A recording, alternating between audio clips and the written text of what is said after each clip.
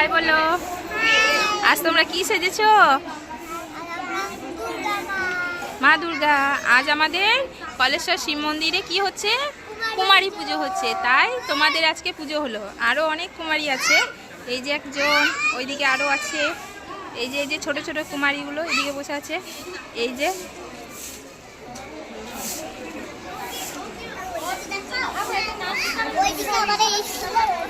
ও ওইদিকে আছে তোমাদের স্কুলে আরও অনেক স্টুডেন্ট আছে, ও ওইদিকে যাদেরকে ওইদিকে বালক ভোজন করানো হচ্ছে।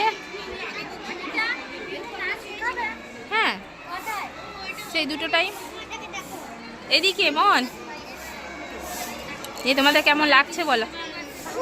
খুব ভালো লাগছে। এখন তোমরা কি করবে? এখানে বসে আছো, এই যে শ্বাসটা আর সেই রকম নেই, শেষ করে দিয়েছে শ্বাসটা।